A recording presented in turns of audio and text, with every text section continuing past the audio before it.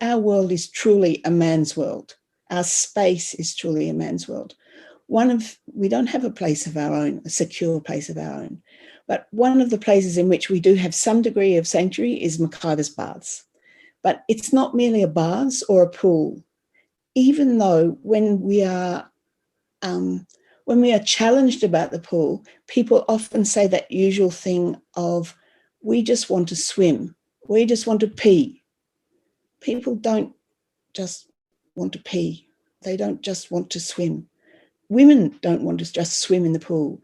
McIver's is not merely a bath or a pool, although swimming is one of the purposes of that little clearing on the cliff. But the space of McIver's is also rocks in a patch of grass, more a compound, if you like. For women, McIver's is a shelter not only from the wearying evaluation that's a constant reminder of our bodily flaws.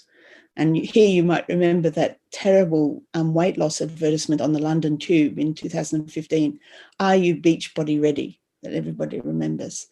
But in McIver's, you're free from just being stared at, from being poured at by the eyes of strangers, as well as by those of familiars.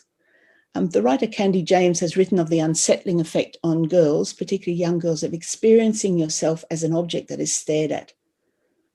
I would also put it in terms of being beholden.